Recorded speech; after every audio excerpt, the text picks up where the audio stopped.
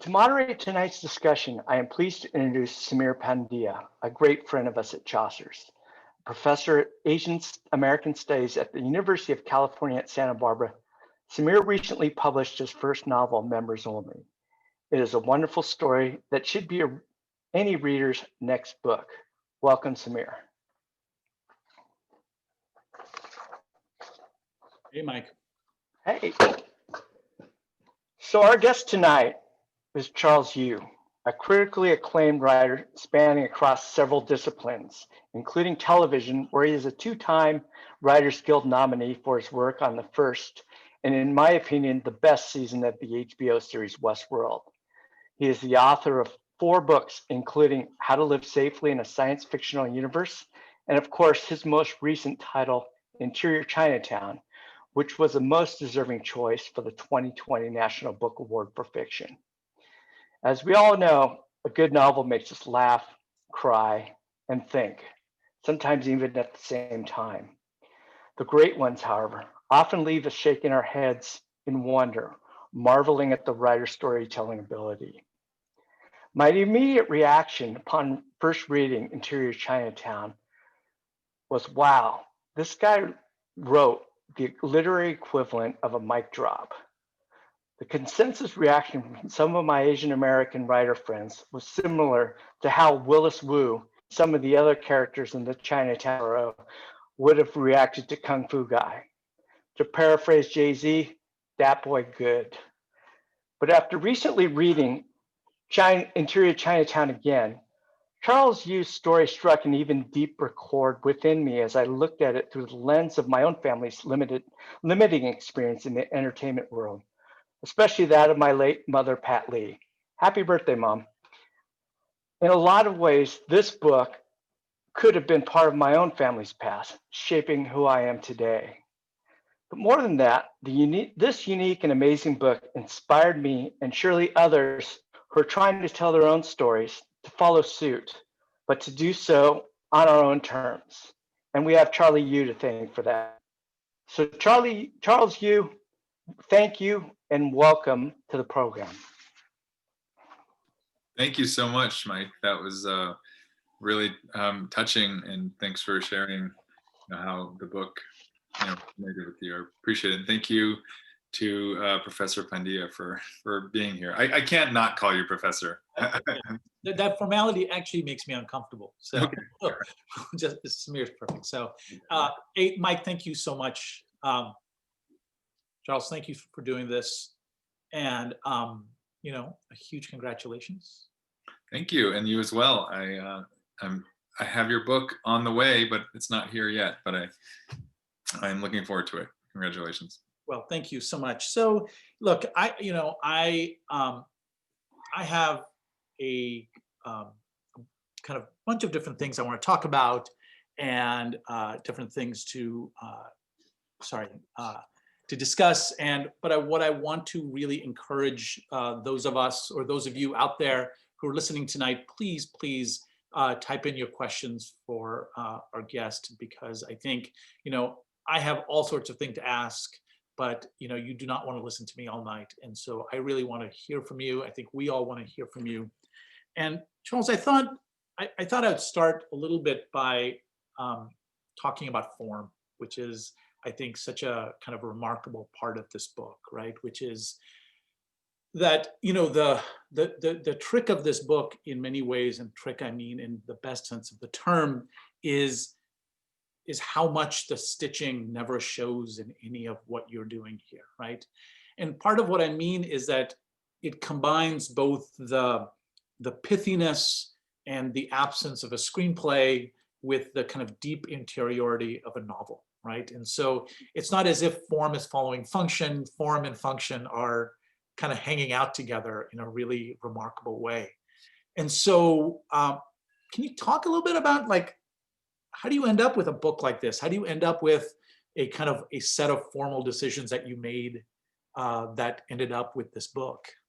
Yeah, thank you for, I love form and function hanging out. I might have to borrow that with proper attribution from you. But that's, for better or worse, it's it's the target that I aim for. You know, my first novel, How to Live Safely in a Science Fictional Universe, is about time travel, and it's sort of a book about a book. You know, in that the book is a time machine as well. And I don't know why I do this. My editor probably wishes I didn't try to do it, but I'm always, you know, trying to do, you know, this thing where I fuse the form with the substance, Mhm. and that's when I get really interested in it. But it makes for, you know, you used a phrase, I think you said a set of formal decisions that is very generous, because really what it is was me stumbling around in the dark for about 6 years, Mhm. and then going, oh, okay, I could try this. And then even then, having a lot of trouble figuring out how to do it. So if it feels seamless at all, that's very strange for me to hear, because all I see are the seams, or for me, they're like scars of like how much I try to put this thing together. Yeah, no, I mean, it is, it's, I think in, like, if you've, you know, i- inhibited or inhabited this book for, I suppose, as long as you have, right? You've gone through the iterations and you've gone through the various drafts. I can see why, you know, I think what I call stitching, you call scars, right? Where you can kind of see those in different ways, and the ways in which they've healed and, you know, and not healed. Um, Right. there's a question I've had, and it's funny, I keep stumbling with it because I'm not quite sure how to phrase it. But, you know, part of what the book is doing is showing the kinds of roles that um, Asian Americans have in kind of the film industry. But of course, it's meta in that way, which is it's a much broader conversation about the kinds of roles that Asian Americans are placed in, right? And I think what I'm wondering is that if a part of the thematic concern of this book is about um, kind of the levels of invisibility, is there a way in which kind of there was no other form that could work for what you were trying to do with this book? Mm. Uh, yeah, that's really interesting. I think that's I think there wasn't any other form. I think I tried them all. And none of them worked. Yeah. I tried fairy tales. I tried a kind of something more like sort of low level magical realism, you know, and I think um, it really was, you know, the form, um, not being separate from the substance. The form itself is really impossible to distinguish from the substance, and so having a script is the easiest and most readily understandable, like kind of um, form of like a constrained narrative that I think most people would understand. And Yeah. so because if I had tried to say write a a novel where the characters were jumping in and out of the narrative, that would feel immediately sort of like, I think, meta and probably much harder to track. Not to say I think this book is easy to track, but I think both visually and just sort of intuitively, you get, most people can get, oh, it's a script, they're playing a role, and so having the ability to go back and forth in and out of that role was key to not having to explain, you know, what was going on at every moment. Yeah. No, and it's interesting is because what this book pulls off so brilliantly is it's completely meta without pointing itself to its meta-ness, right? So that, you know, often, and, you know, oftentimes you read books that are about themselves that, you know, in some ways the trick becomes the book, right? The thing the writer is pulling off. And what I was kind of struck with is how much I kind of all that kind of faded away after a while, right? Like I knew that that's what you were doing, but you know, in these kind of long sections that you break up in different ways, I was completely enthralled within kind of the narrative that you were creating, right? And I mean, this notion that, you had tried these other various kind of aspects of this. And, I was going to ask you a little bit later, and I'll kind of do it a little bit later in talking about race, right? And the ways in which there are kind of these different genres that people are beginning to use in terms, both in fiction writing, but then also in film, in talking about race, right? To how kind of horror works as a genre within talking about race, how science fiction works. There are all of these kind of various things.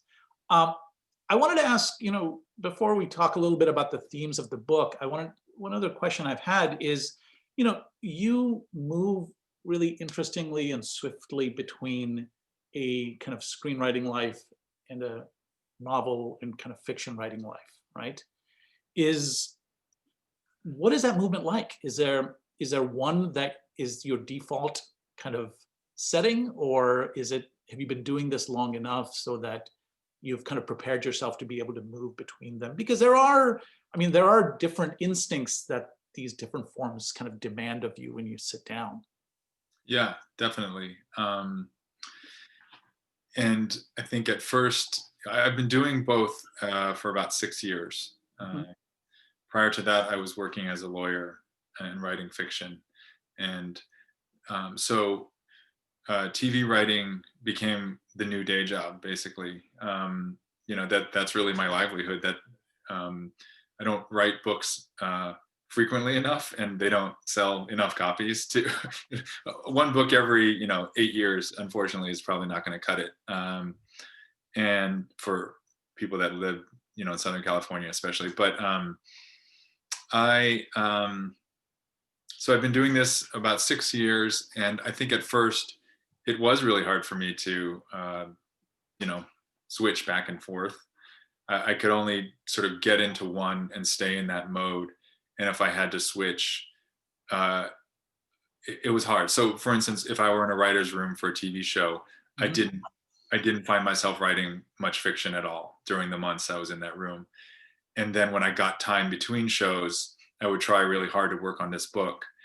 And I'd make a little bit of progress, but then as soon as I got another job, I would sort of see the progress kind of fading away for whatever reason. It was really hard. I think now I'm in a place where I think I switch between them a little better, but it could be an illusion. I don't actually know, because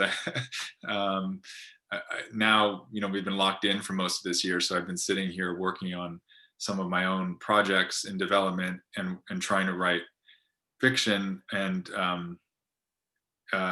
so now I'll switch, even within the day, I'll try to work on things here and there. And or it could be that I've just sort of mushed all of it together so much that I don't differentiate for better or worse. I actually don't know.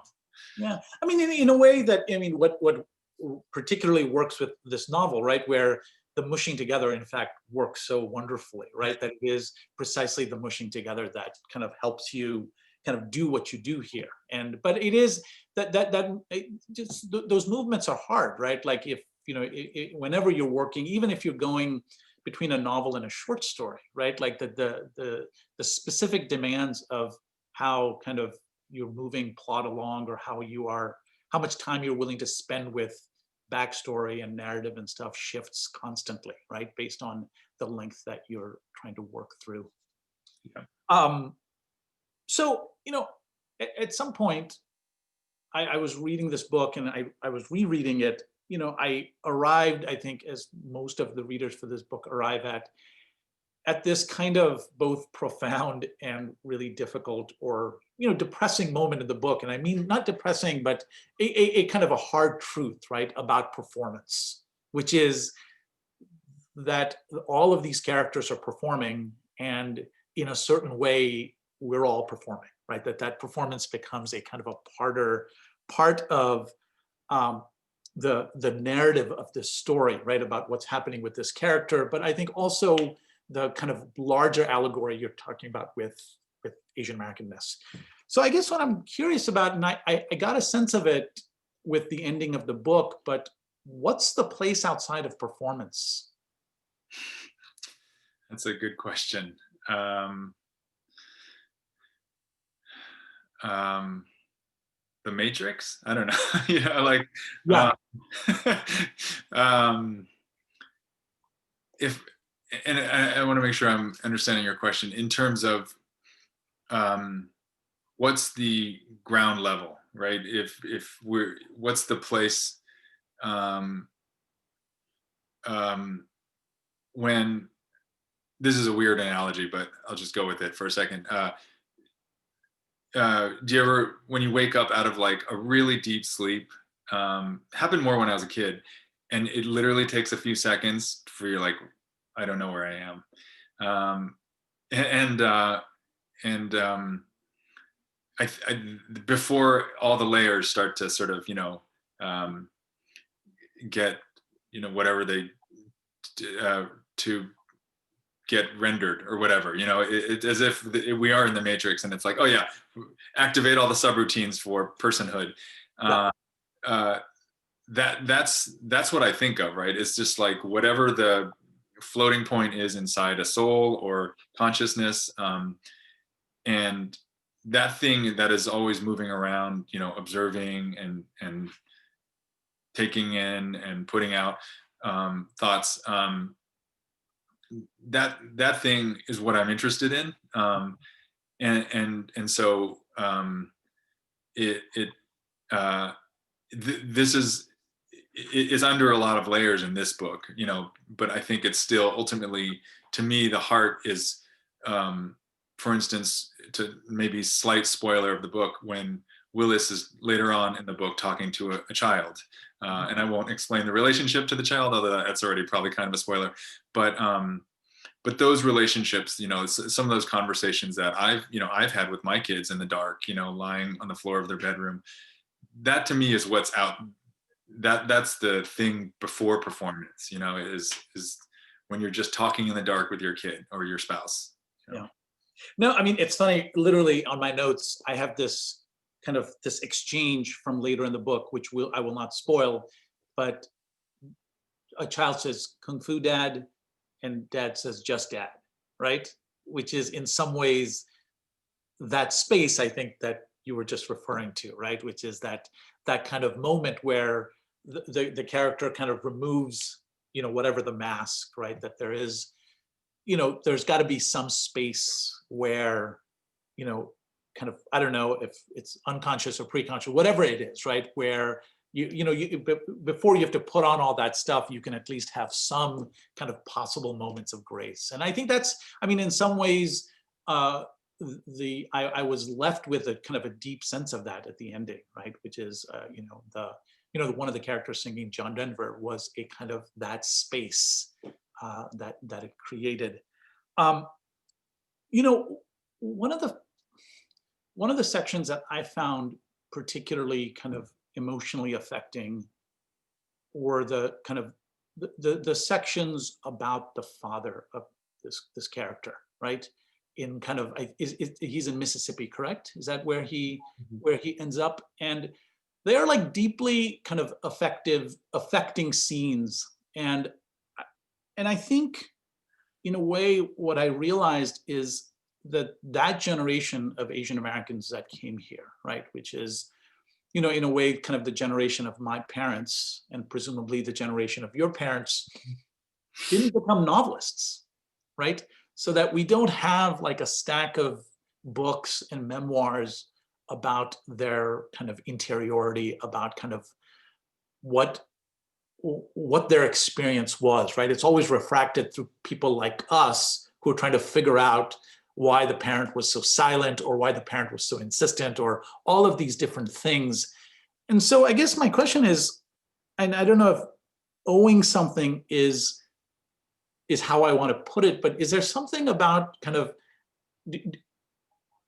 do we owe that generation a certain kind of novelistic treatment, which I think what you're trying to do here?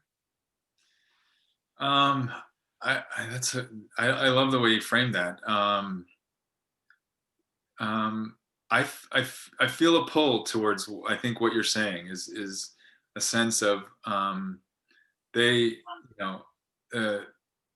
at least in the case of my parents, who immigrated from Taiwan in the 60s, they, they had to go live their lives, and so I had this really comfortable life where I got to sit around and think about fiction and Yeah. read it. And so um, and um, and make sense of it. They were too busy to do that. You know, they had to make a living and raise kids. And so, and I'm not sure I make sense of it is the right phrase, but as you said, a novelistic treatment felt like, well, um, uh, it, it both helped me to sort of empathize and understand, and I think, and hopefully share parts of their experience. And really, you know, specifically in this case, in this book, it's, you know, not just Willis Wu as generic Asian man, but all of the other characters who, you know, are normally relegated to the background. You know, giving them uh, the foreground. It did feel like um, paying something back in a way. Mhm. You know, it is interesting. Like I've when I read now contemporary Asian American novels, I notice, right, the ways in which kind of that generation appears, not necessarily as kind of marginal characters, but characters who are there. But I think I'm beginning to see kind of more of that kind of treatment, right? It's because it is interesting to think, you know, we do look to novels and kind of other works of art as a certain kind of archive, right? And that archive is not necessarily there for us. And so, you know, that part I found quite, you know, in addition, like quite remarkable. And it's the section almost that, you know, I wanted to read back the most, right? Is because I think it does, in some ways, a kind of a collective rethinking. Can you, I mean, I love the title of this book. And so can you talk about interiority or the interior a little bit, both in terms of Chinatown, but the kind of notion of what the interior is and what you're up to? Definitely. I, um,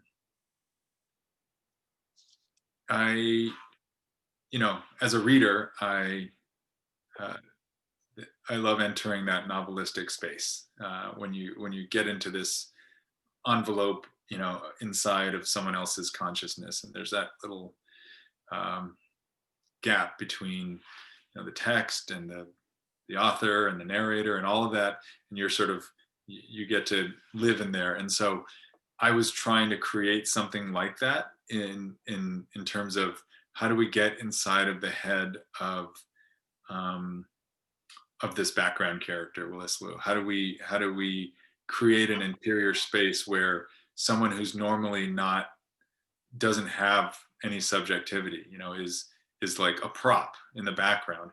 How do we give that person um, interiority? And it it worked out that it, you know, that's the, you know, in a screenplay you either write interior or exterior. And so I thought, oh, that's convenient. And so it worked out on that level. um, and I think it, you know, in some ways it was a case where a title uh, actually not only does some work for me, but it helped unlock something. You know, I don't know if you've had that experience where sometimes a title is just a title, or it's somewhat, um, you know, it it doesn't necessarily add anything. But in this case, I think when I realized uh, that, you know, this was what I was trying to do, uh, every time I would look at it, I would say, "Oh, I'm entering this interior space again," and it would remind me, you know, that I wasn't writing.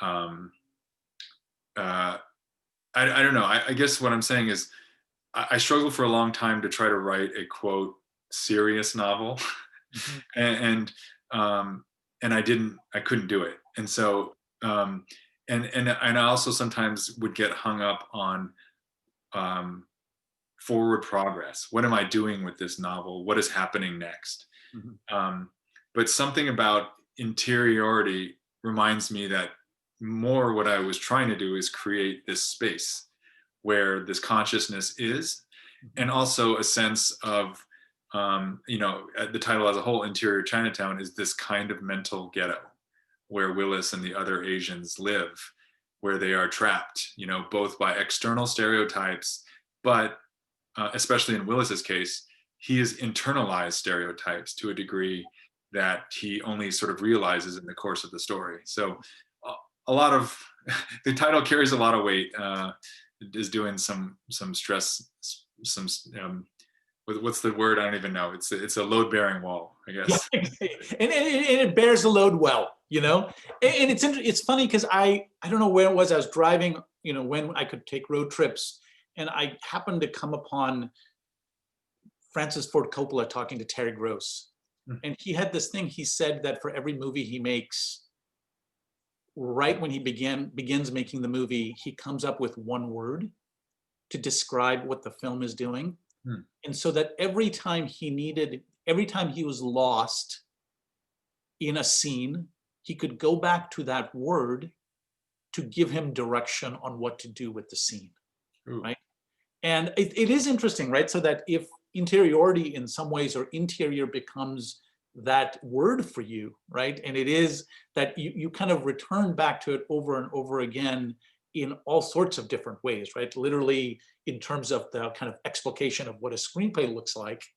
But, you know, I think what you're also saying, which is that to create where these characters have assumed to have limited or no consciousness, to say, look, here is that consciousness with envy and anger and desire and all the things that are not usually attributed to it, you know? And I do think that he says at the end of the book, where he says, you know, he talks about his own kind of internalizing of this, right? Which is his relationship to white folks and Black folks, and how he looks at them in different kinds of ways.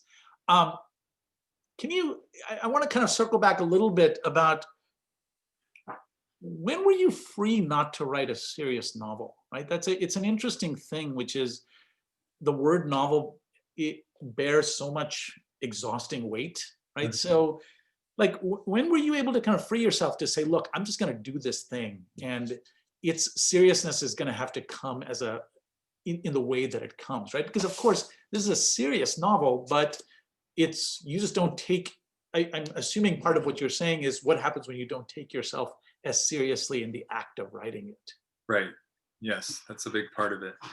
A couple of factors really got me to that point. One was just I tried for too long in too many ways to, you know, write something that felt weighty and literary. And I don't know what I mean by that, but just put on the serious writer hat, and you know, and it just so I think, you know, part of it was just literally exhaustion. I just thought, if I keep this up, I'll never finish. And maybe that's what subconsciously sort of unlocked some of the first lines of the book are, you know, that's where I thought, oh, that I understand, or I don't know if I understood how to write it, but that interests me enough that I want to start following that path, you know. And that's what just a few sentences, I thought, oh, there's a way in.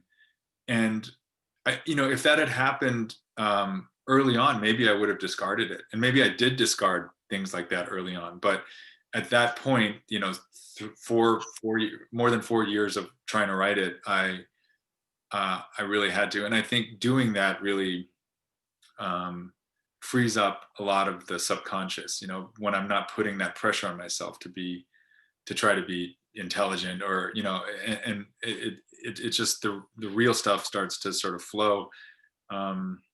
It also, I think, in some ways, when I'm thinking that way about how do I write something serious, I'm probably most likely grabbing at or I'm thinking in patterns or ways that are already pretty familiar, you know. Whereas I think disrupting, even something like on the level of disrupting the visual flow, really forces me to start to change the way I'm thinking. And I think that's part of what, to me, starts to get really interesting. Yeah, no, it is in kind of, I think it allows for the characters to speak more naturally, right? And whatever naturally is, but to say what they say as opposed to what you would like them to say.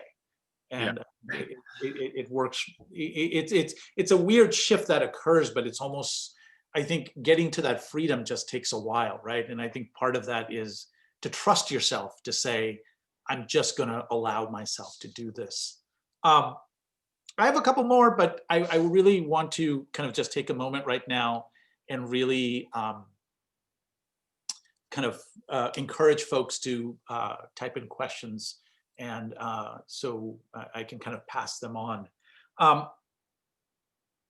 So I of course love that this TV show is called Black and White, right? That he is kind of in the presence of, and I guess, it's a weighty question, but I guess it's a question that of course I want to ask, which is like, there is a set of arguments that you're making about, or a kind of set of points and ideas that you're swirling around about kind of how Asian Americanness as a racial category, or as a kind of racialization exists within Black and White. And I wonder if you can just kind of talk about that kind of basic idea generally. Sure. This is where I get really scared because I'm talking to a professor of Asian. No. To be honest, I swear, I wrote a book about race this year, and I got this question, and I think why I'm being sheepish is because I got asked this question so much, and it always made me nervous, right? And so it's a little kind of unfair of me to then kind of hoist that onto you, but I'm going to do it anyway because I think I want to hear what you have to say about it. No, I was kidding. I think it also is, but it is interesting to me. If we, someday when I get to interview you about your book, I'll ask you what it's like to be a professor who also writes novels, because I think, to me, it's just like you have the machinery to unpack your own novel. How do you write when you have the critical machinery with the other thing? And then two, what is it like afterwards? Do you think about it as a critic, or do you, I don't know. Yeah. But to answer, I'm not trying to filibuster your, the time, but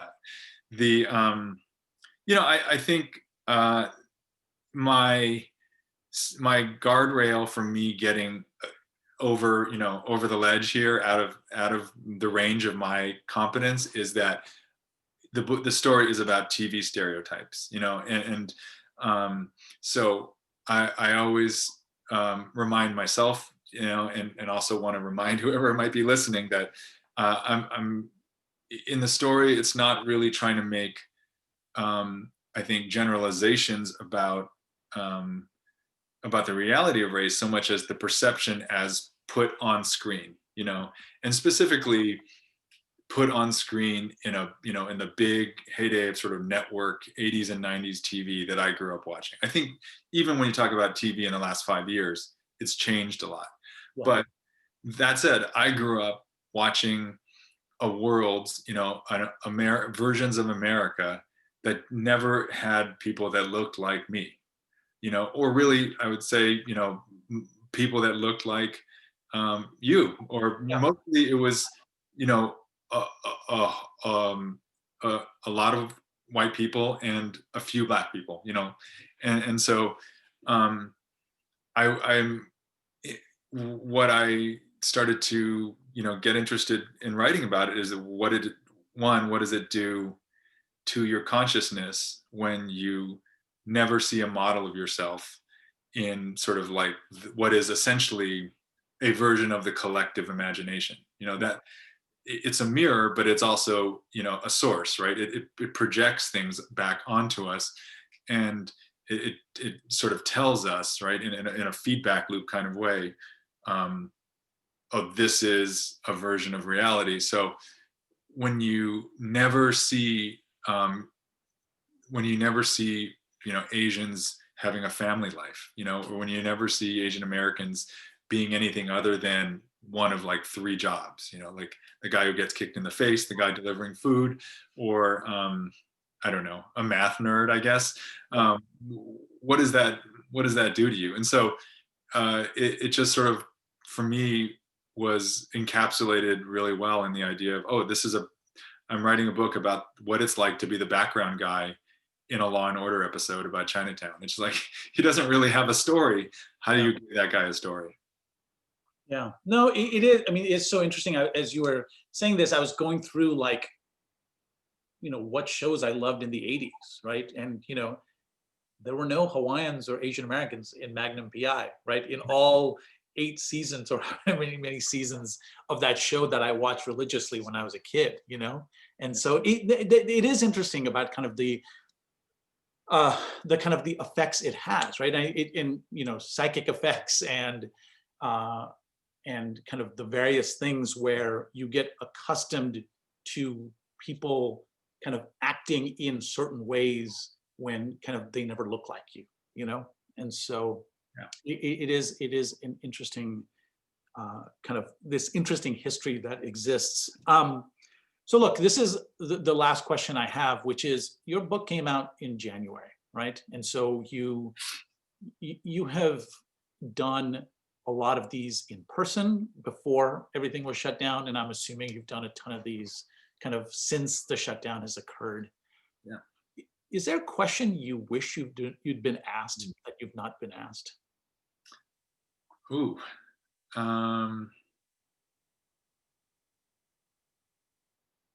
No. I think I've been asked every question. Perfect. Yeah. Good. I'm happy. I'm happy to hear that. That kind of takes care of the question. Mike, should I go through the questions? Well, before we start, I do have a question for Charles. You started, you used a lot of outside influence, like Irving Goffman, the sociologist, and Bonnie Swee, who wrote American Chinatown, History of 5 Neighborhood. Yeah. And if you could talk a little bit about their influences toward you in writing the book, especially Bonnie's influence. Yeah, Bonnie's book was like the decoder ring. When I discovered it, I got really excited, and then I started to go, Hey guys. done, nicely done. Hi, Bonnie. Wow. Hello. Not every day you get asked to Zoom bomb a National Book Award winner, and I was like, what else do I have to do? Hello. Here's Charlie. Cheers. Thanks for writing your book. Thanks for writing your book. Well, oh wow. Well, thanks. If only Beautiful. Hi, Samir. Hi, Mike, Mike. how are you? Hi. What is going on? Is this like a Santa Barbara mafia thing? Like you just do this to people that? Yeah, actually I do. I'm sorry. I confess. I love it. I love it. But if you could continue about talking about Bonnie in front of her, if you can continue talking about Bonnie. Were you guys talking about me? Don't talk about me. Let's talk about. He was about to, and now he's going to. Well, I'm hoping I can talk for one hot second just to say it's really great. I mean, Charlie and I actually haven't met in person at all. I mean, how could we have in this crazy time? But it is really so nice to have the opportunity to tell you face to face in some weird way. Congratulations, and it's just been so delightful to see your book just rocket, onto everyone's consciousness, and not least because it's just such a funny, witty book. It's so smart, and I think I told you this early on, but Phil Choi, who you also quote so beautifully in the book, his life's work was about kind of exploding our ideas about what San Francisco's Chinatown looked like and why, the architecture of all of that.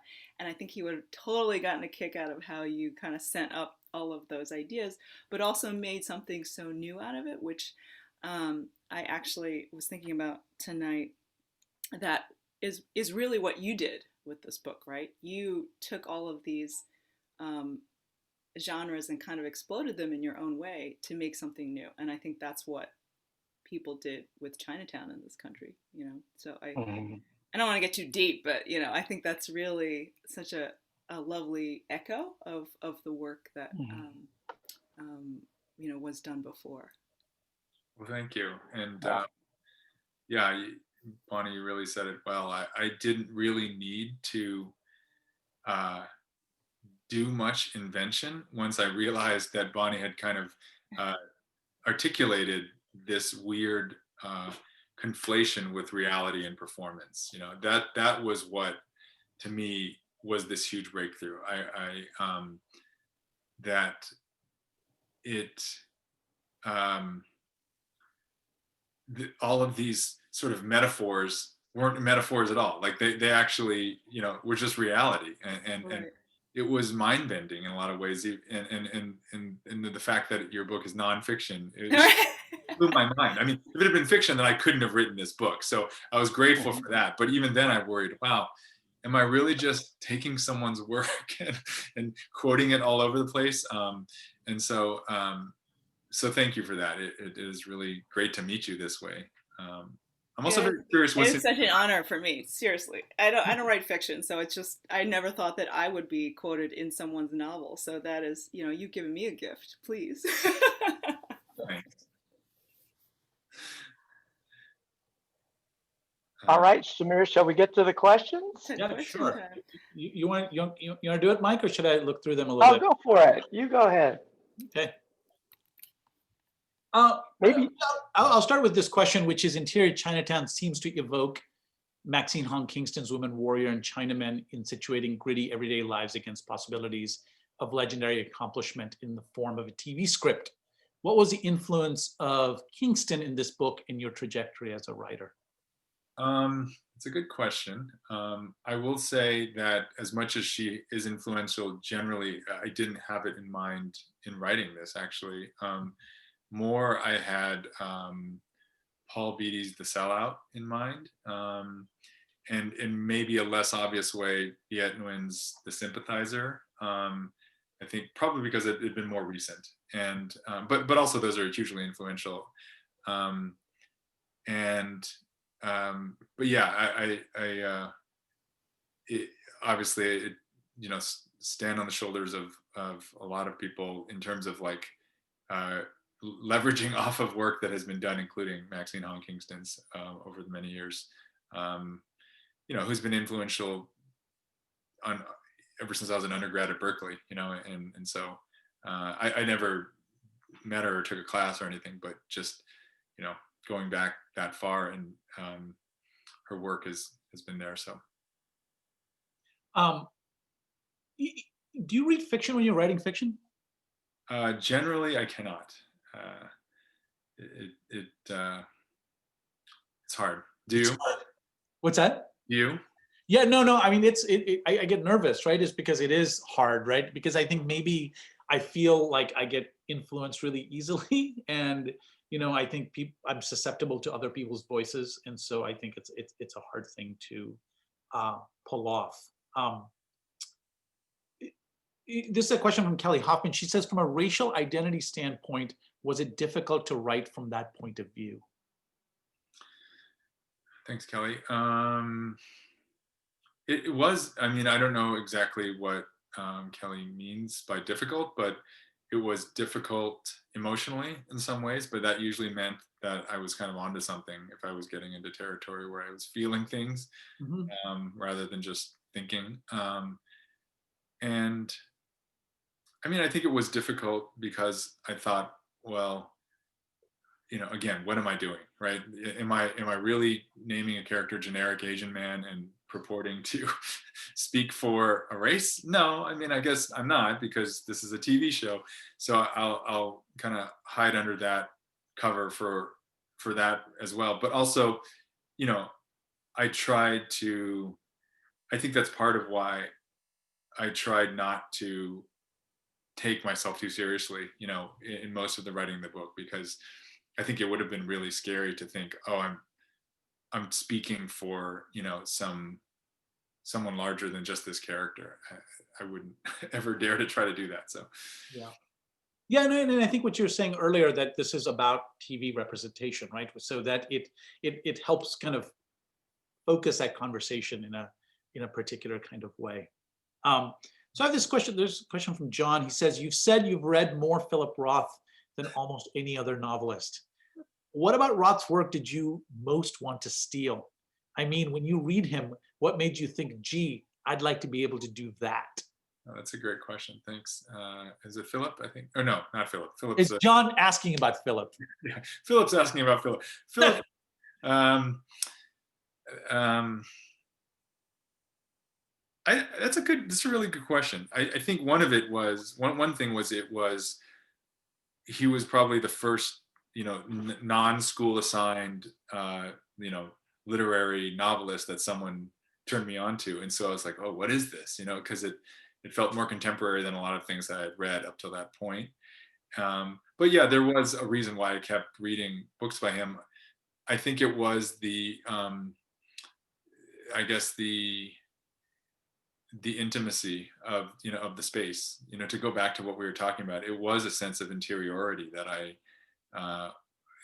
it felt like I was in the consciousness of of those characters, and so that's really what it was. Yeah. If and I'm sure, I mean, if there's someone listening now and they're asking what's the first Roth book they should pick up, Oh, and this hour is over, what are you going to tell them? oh, eh, I'll say if you tell me your recommend, or maybe you don't have a recommendation, you're Well, like, I mean, I do. I mean, I mean, how about I'll say it quickly and then you can give you 10 seconds to think about it. I teach Conversion of the Jews as much as I can, which is the first story from Goodbye Columbus. And the main reason I teach it is because the dude was 24 when he wrote it, right? And so, or 23 when he published it. And I have to think, like, if you're 23 and you wrote that story, my instinct would be like, I'm done. Like, I've done what I kind of need to do. But the book, I mean, I like a whole bunch of them, but the one that I kind of go back to a lot is, I think The Ghostwriter is a really beautiful, perfect novel. And I love that it is as short as it is. Mm. And it does all the kind of Rothian stuff where the sentences are incredible and yet incredibly heartfelt. And, there's plenty of like mom and dad stuff that's so kind of a marker of so many of his books. So I think probably Goodbye Columbus and kind of The Ghostwriter are the two ones that I kind of go back to over and over. yeah, those are excellent choices. I would maybe add to that The Counterlife. I think because of just I don't know, because it just stuck with me. Why do books stick with you, I guess? But something about how you could have ideas that didn't overwhelm, and still feel like essential to it. But yeah, I guess Goodbye Columbus would be a pretty good choice to start with. That's probably a better choice. And it is. And I do think that there is a way in which, I always felt like, I think as you were saying, right, it gave you freedom to say that there are these immigrant lives that had these kind of crazy interiorities within them, right, and that you could explore them in different kinds of ways. I'm going to amend a little bit of a question, which is, Mohsin Hamid also works as a lawyer and writes on the side, but his law firm gives him better hours. Do you have a special arrangement with your firm? I'm assuming you're no longer kind of practicing law. If you are, correct me. I guess if you're not practicing law, I guess my question is, do you miss it? I miss people. I miss some of the rhythms and like features of office life, weirdly, and I think more this year probably than in past years. But the actual practice of it, not really. Not because I didn't like it, but because I did it for a while and I had my fill of it. But it did instill in me a lot of good mental habits. I think it helped me think more clearly. I would say before becoming a lawyer, I was a sort of lazy thinker in some ways. And I think so it helped me be clearer and somewhat more precise. And forced me to just work harder. So, but I wrote and practiced law until about 6 years ago. And then when I started working in TV, I stopped practicing law. And of course, with the older brother, kind of a lot of that history comes out in a really nice way towards the end of the book, and so that is very much there. I will. It is interesting because I asked you this question towards the end, and I'm noticing that in the questions, it is a question that is coming up consistently. So let me kind of, perhaps we can return kind of to it again in a different way, but just kind of keeping in mind the way that it's been talked about already, right? Which is about race, right? So Interior Chinatown seems to make an excellent intervention reflecting Asian American stakes in this year of Black Lives Matter. It asks how Asian Americans fit into these longer standing race relations when they're given so few options for representation, staying in the background. So that is, I think that's a question that Madeline, or a statement that Madeline is asking. What I can possibly do is kind of put it together with another question, which comes right afterwards, which is, what does it mean to win the National Book Award at this moment in kind of the history of the US? Wow. Yeah, I think on the first question,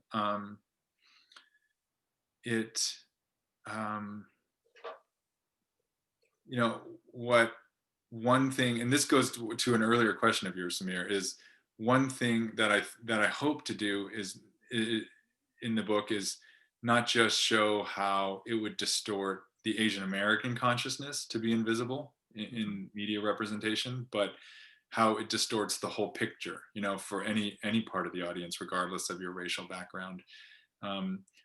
In the sense that we're not really telling a true story if we don't include, if it's always just this black and white sort of, dyad, right? If it's, that's obviously not a complete picture. It cuts out all the other groups. And so I can't profess to be able to explain what that would do to the picture, to have a more complex picture. But specifically here, I was, in this story, I was trying to reintroduce one group, which is the background Asians that have been here, in some cases close to 200 years.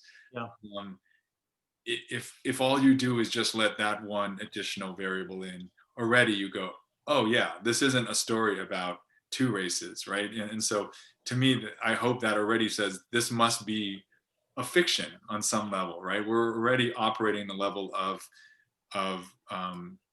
filtering out parts of the story. And so as to the latter question, I don't know, I haven't even really processed what it means to win that award, especially in this year and at this point, that it doesn't seem real. I'm pretty sure it's not. This could be a simulation or or a dream. I could be dreaming. Yeah.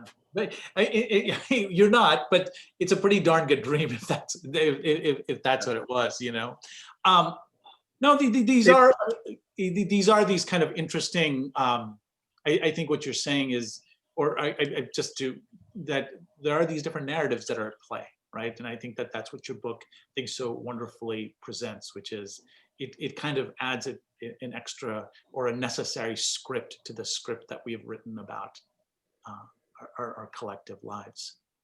Okay. I would like to interrupt you guys. There's a question here that actually I would like the person to read himself. It's from Soji Kashiwagi, who is the executive director of the Grateful Crane Ensemble. I'm going to promote him to panelist, and Soji, I hope you don't mind coming on here to ask your question.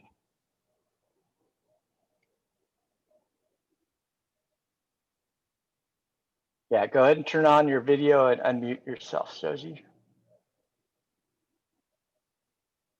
Grateful Crane is an amazing nonprofit based out of Los Angeles that promotes, Japanese American Asian performances. Soji just produced a play which I really love, called Garage Door Opener.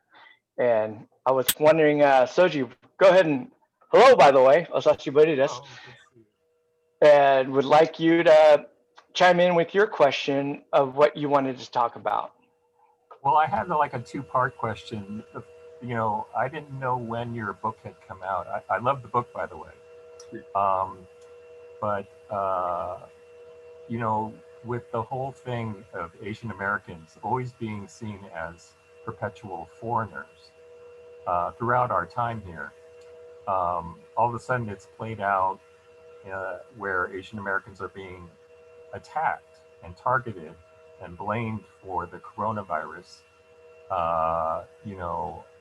It's all of a sudden dangerous to be Asian American.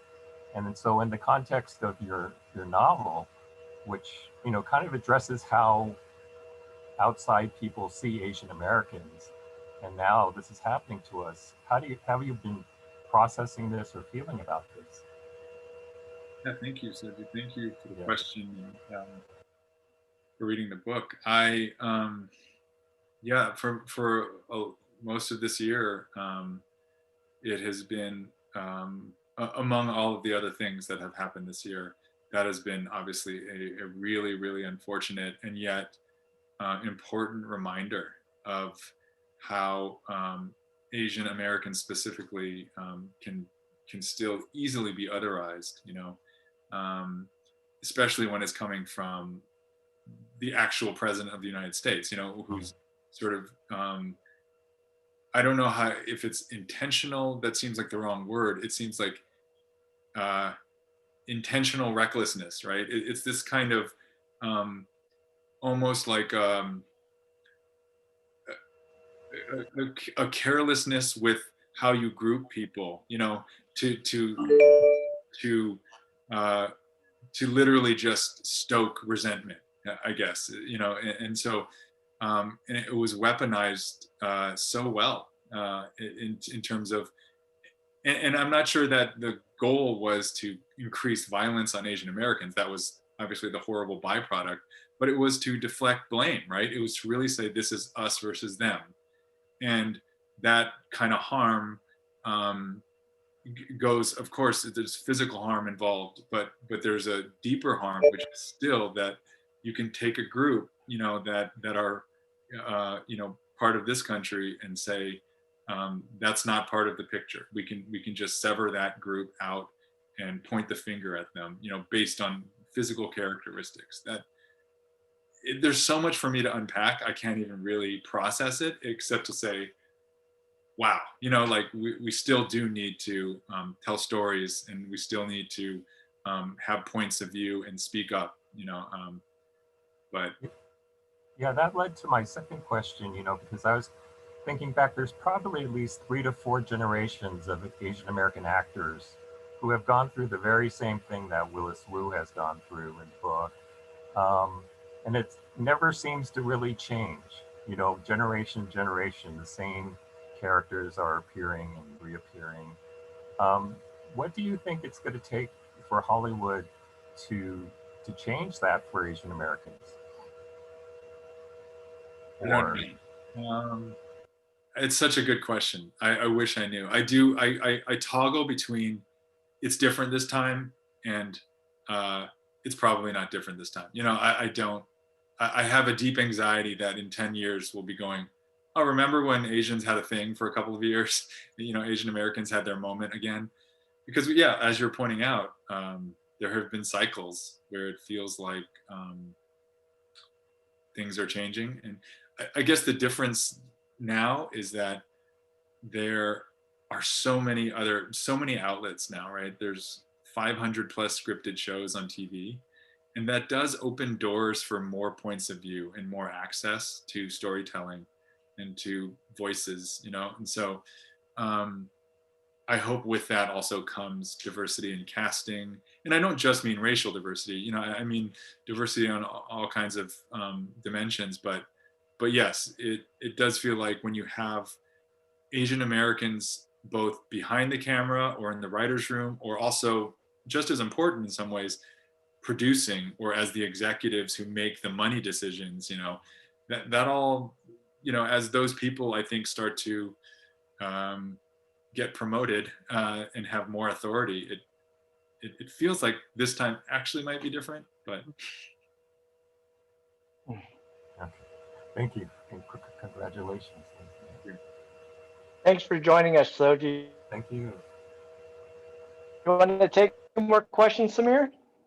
No, I think we're a little after 7, and Okay. I think we've kind of Mhm. got through them all. So, but or most of them, and I'm sorry we couldn't quite get through all of them. But I just want to say thank you for everyone out there who came and asked questions, and really thank you to our guest who wrote a pretty terrific book. And I hope all of you, if you have not read it, please go read it, and if you have, go read it again. Mhm. So, and I think I speak for Chaucer's and kind of and Mike to say that, thank you so much for coming by and chatting with us. I'm honored. Thank you, Samir. Thank you, Soji. Thank you, Michael and Chaucer's. And I should have mentioned this at the top, but my wife and I have a secret plan to retire in Santa Barbara. So hopefully Chaucer's will be our store someday. Come on up. Excellent. We'll hire you. Oh, thanks. If I'm qualified, I don't know. I've never. Yes, you are. Thank you, everyone, for joining us. Thank you. Charles, Samir, Soji, everyone, and Bonnie. It's a wonderful evening, and have a safe and happy holiday, everyone. Thank you. Good night. Thanks, everyone.